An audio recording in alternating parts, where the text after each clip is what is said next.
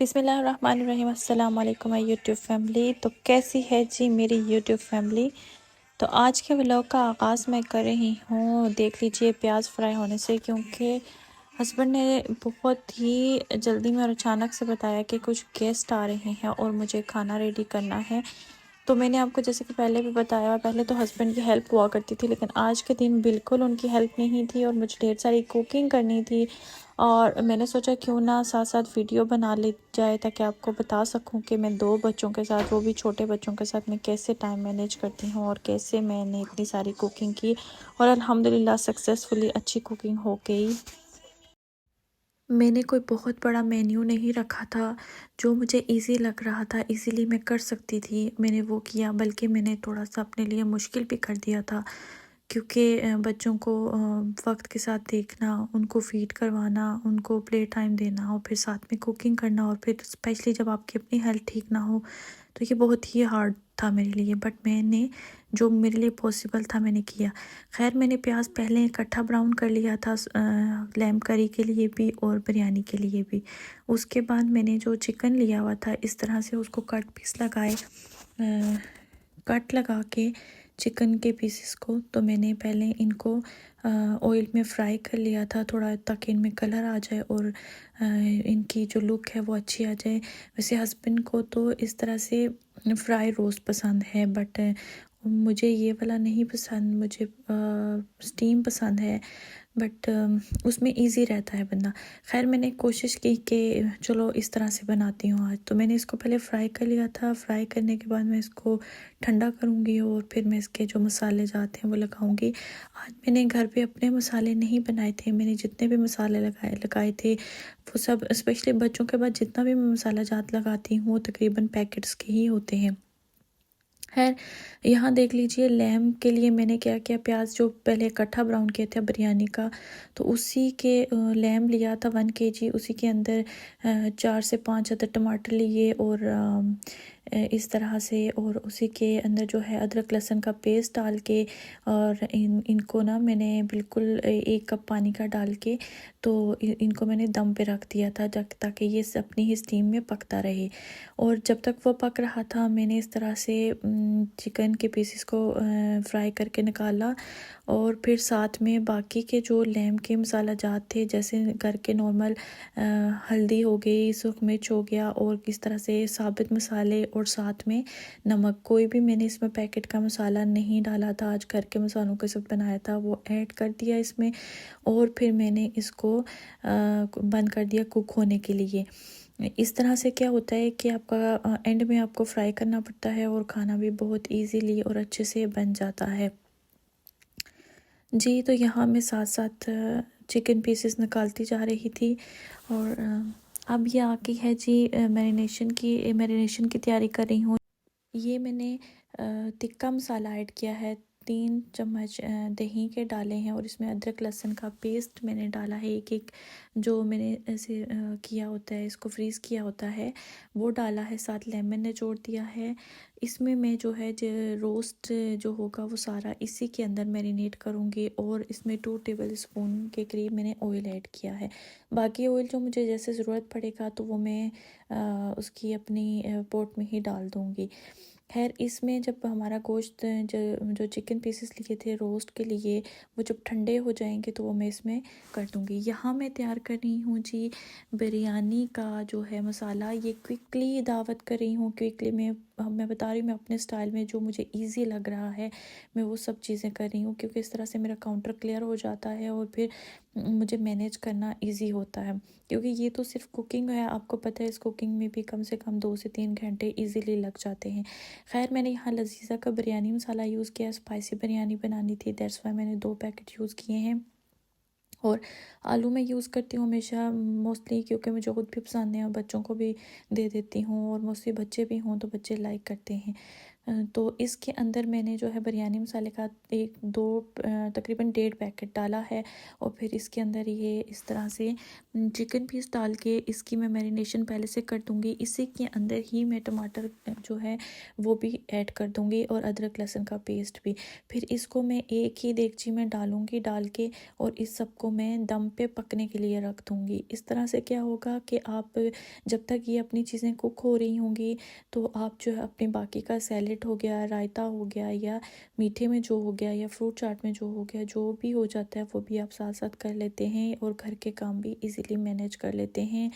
बच्चों के साथ इजी हो जाता है। अच्छा, ये ब्राउन प्याज भी देख लीजिए, मैंने इसमें भी ऐड किया था और कुछ जो ब्राउन प्याज अगर आपको मुनासिब लगे तो वो आप बेशक एंड पे मैरिनेशन के लिए छोड़ दें, ऊपर डेकोर करने के लिए छोड़ दें। और अब ये जो है टमाटर भी कट रहे हैं।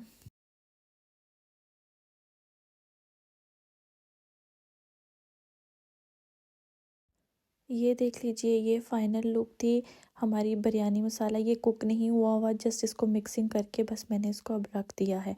जो ही इसमें स्टीम बनेगी मैं इसको दम पे, अभी देखिए दम पे रख दिया है, अब ये कुक होना शुरू हो जाएगा। यहाँ मेरी जो लेम करी थी वो रेडी हो रही थी और साथ ही साथ जब इसके टमाटर गल गए थे तो इनको मैंने बीच में ही इसी तरह चम्मच की मदद से बीच में ही मैश कर दिया था। यहाँ जी रोस्ट जो है अपना रेडी हो चुका था। इसकी मैंने मैरिनेशन के लिए इसको मैंने मसाला लगा के तो इसको मैंने रेडी करके रख दिया था। अब देख लीजिए ये बिरयानी के लिए जो है बन रहा है और कितने अच्छे से ये कुक हो गया है। और मुझे इसके लिए अलग से अगर मैं प्याज ब्राउन करती फिर उसमें चिकन ऐड करती फिर मसाले ज़्यादा ऐड करती तो वो मेरे लिए बहुत लंबा प्रोसीजर हो रहा था। तो मैं हमेशा वही तरीका अपनाती हूँ जो मेरे लिए इजी रहे। अब जो टमाटर के छिलके हैं वो ज़ाहिर है मुंह में आते हुए अच्छे नहीं लगते, इस तरह से उनको निकाल दिया।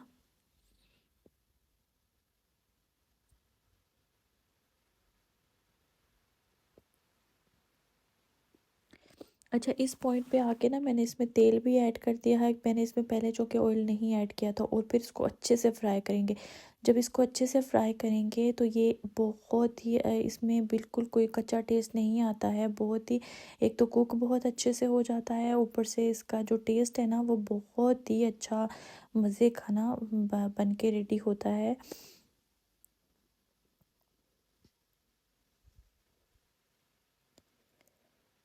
मैंने इसको पहले इतना अच्छे से कुक किया था कि इसके अंदर जितना भी पानी इसने छोड़ा था वो सब ड्राई कर लिया था और फिर दोबारा से इसमें पानी अपने ज़रूरत के मुताबिक जो मुझे चाहिए होगा मैं केटल वाटर मैंने दोबारा ऐड करके इस तरह से ये फाइनली कुक हो गया था।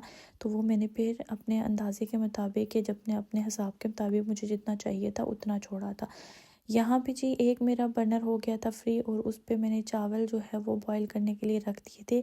चावल मैं एंड पे इसलिए बॉईल करती हूँ क्योंकि जब आप दम पे लगाते हैं तो वो गरम गरम होते हैं, तो वो फिर ये आपको दोबारा से गरम नहीं करने पड़ते। अच्छा, चावलों वाले पानी में मैंने क्या डाला था, खड़े मसाले डाल दिए थे ताकि उनके अंदर बहुत ही अच्छा सा एक टेस्ट आ जाता है। नमक और 1 चम्मच जो है वो ऑयल भी ऐड कर दिया था। ये ऑप्शनल होता है, ऐसा कुछ नहीं होता कि इससे आपके चावल जुड़ेंगे नहीं और खिले खिले रहेंगे, ऐसा कुछ भी नहीं होता। चावल खिलते तब हैं जब आप उनको 1 घंटा, आधा घंटा या 2 घंटे भी इवन के पहले भिगो के रख देते हैं, धो के अच्छे से, तो उनको भिगो के रख देते हैं।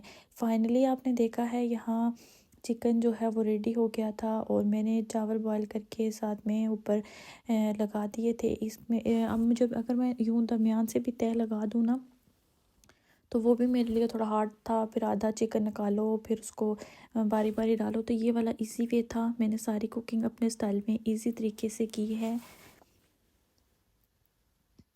अब जी चली गई बिरयानी हमारी दम पे और ये तब ओपन होगी जब गेस्ट आने वाले होंगे। फॉर एग्ज़ाम्पल कि अभी मैंने बिरयानी को बिल्कुल लो फ्लेम पे मैं इसको 10 मिनट्स के लिए रखूँगी, बाकी जो है इसको ऑफ़ करके तो 20 to 30 मिनट्स के लिए रख दूँगी। यहाँ जी अब रोस्ट ज़्यादा स्टीम होने के लिए इसके सारे पीसेस अब ये स्टीम होंगे और अपनी ही स्टीम में ये पक जाएंगे। يا أرض الحجاز رملك نادانا جينا وقلوبنا مش سبانا يا أرض الحجاز رملك ندانا.